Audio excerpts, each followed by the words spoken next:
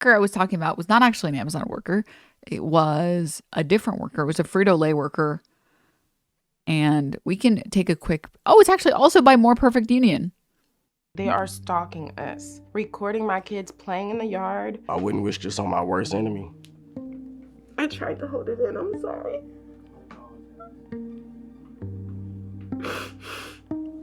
So I got the job at Frito-Lay. Sorry, let me read the title. Excuse me.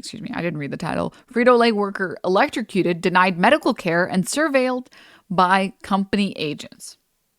In January of 2011. Prior to Frito-Lay, I was in the United States Navy. Leaving the service, he just needed to matter. He needed to belong and have a purpose. We both thought he found that in Frito-Lay, and so we kind of centered our life around it. I worked hard.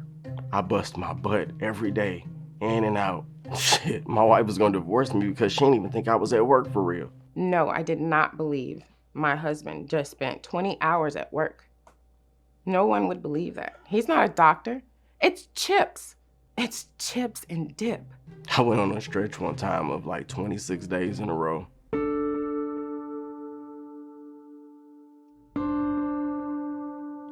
Was using a dock door. You press the button and it automatically does what it's supposed to do. I got electrocuted. I was taken to the ER, but the emergency room they took me to was 45 minutes away.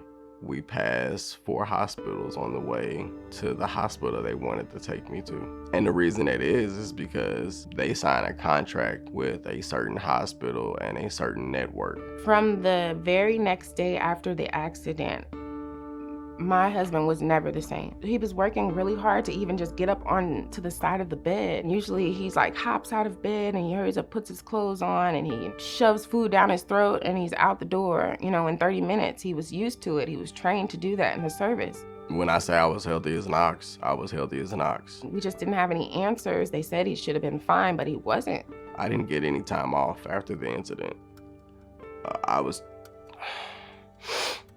I had to call off the next day as a sick day. I told you I was in pain. I told you it hurts when I walk. And it was like, okay, are you gonna be here tomorrow? I was a site lead and I know what that entails. You're a leadership of the whole warehouse. So if you have to fill in, you have to fill in. I asked for some type of relief, period, because I was still obligated to work, like picking cases and unloading trucks or rotating product on a forklift. I asked for a chair that I could sit in that would make me more comfortable while I'm doing my office work. They denied it. You're either 100% or you can't work. It just felt like they was just trying to push me out. Eventually I got an MRI by my primary doctor and he showed that I had 2 herniated discs in my back. And he was like, you shouldn't be doing anything. They could only fix it with surgery. And my husband still had to work this whole entire time.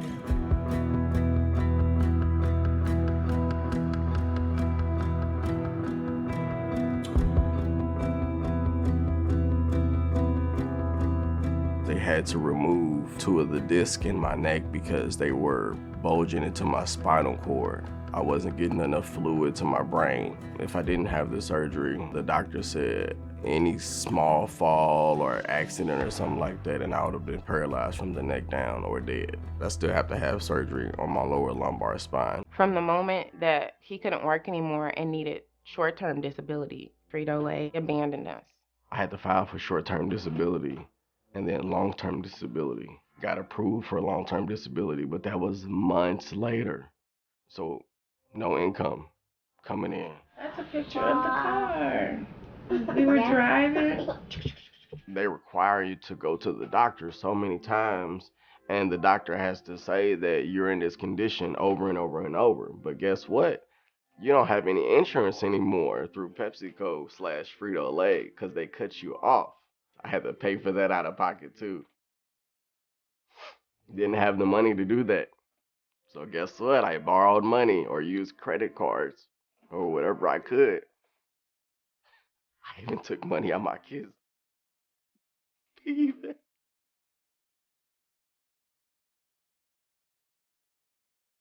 We had to take from our children to live. And the doctor knew what was going on, so he was like, look, just pay half of what you owe every visit, and we'll just take care of the rest later.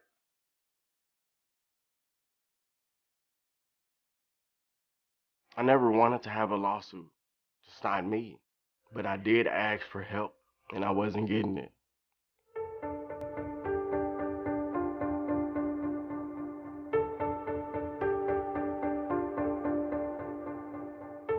Frito-Lay, Pepsi, Sedgwick, whoever has people following my family. They are stalking us. Just to find something to be like, oh, he's okay.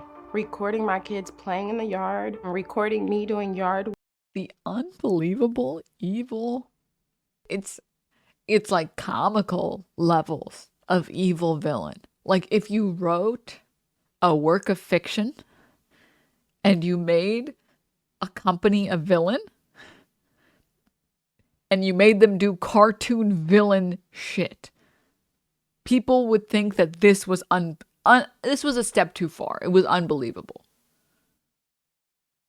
They would rather pay money to have people spy on them than just pay out money to someone who was injured at their facility, not because of their fault.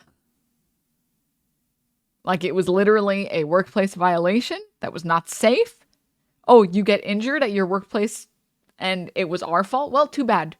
You can't work anymore. Get the fuck out. Work. They follow me in traffic, on the highway, on streets. They followed me when I gave birth to my baby. They followed me to my daughter's school. I took my daughter out of school and decided to homeschool because I don't know if we're safe. I don't know how many people they've given our address and name and information to just to prove my husband wrong. They've done it for years. Why are you fighting so hard to say that I'm not hurt instead of just look at the paperwork, look at the medical stuff, look at everything I've been through? You would think that I'm a bad employee the way that everything has went. I've never done anything wrong to this company or even with this company. I have numerous awards to show that I'm not a person that you just throw away. I knew the sales side, I knew the operation side. I mean, hell, you could have just let me be a lead and just manage instead of physically working. Billion-dollar corporations like Pepsi, which owns Frito-Lay, they know this is happening to people, and they do nothing about it. My husband shouldn't have to fight for 5 years over something that took less than 5 minutes to impact our entire life. He pushed a button at work, a button he can't avoid pushing. He has to push it. It's his job. For a company that talks about diversity and culture and a family-oriented business, family don't just throw you out because you get injured. The company makes absolute bullshit. Anytime a company says family, it's complete bullshit. I work in forensics and personal injury. Companies and insurance companies will do this, and then they will turn around and say that you're not that injured at all because they expect you to be laid up doing nothing 24/7. Fucking bullshit, dude. Family-oriented business is an oxymoron. Yep. over $200 billion a year, okay? It's chips. But my husband is worth $0 to them because he's no longer able to push those chips. You are a number. You're a piece of property. I bust my butt for them. Blood, sweat, tears, sacrifices, holidays, birthdays.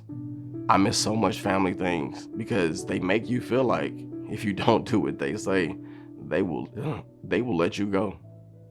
I don't even know where to go from here. Honestly, all the life goals and marriage goals and family goals that we had are gone. And I just have to figure out how to survive. And my goal and hopes and dreams now is for my husband to get back healthy and still be alive with us in the future. He dodged bullets in the city of St. Louis growing up. He dodged gangs. He stayed out of all of that. He went to war. He dodged bullets and bombs and came back to me. And now he's been electrocuted at work. We don't know what's gonna happen from day to day. My husband stops breathing at night in his sleep. I have to wake him up at night to make sure he keeps breathing. I have to help with my children who don't understand they can't jump and play with daddy. I mean, I just went from a very fit guy to a guy who is disabled and can barely just handle regular life stuff. I'm 36. I should be able to play with my kids in the yard. I just want my life back.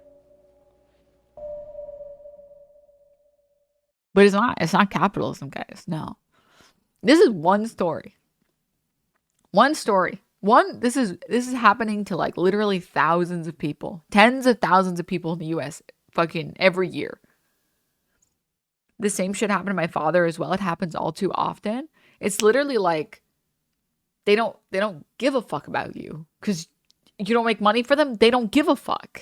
I got injured at work over a year ago. The first doctor I saw said there was nothing wrong with me without even ordering an MRI, and released me to work with zero restrictions. I had to fight for 6 months just to get an appointment for an MRI to prove the first doctor wrong. And now I've been waiting another 6 months for the settlement, which is roughly 30% of my lost wages for being physically unable to work. It's like, isn't permanently, or at least semi-permanently,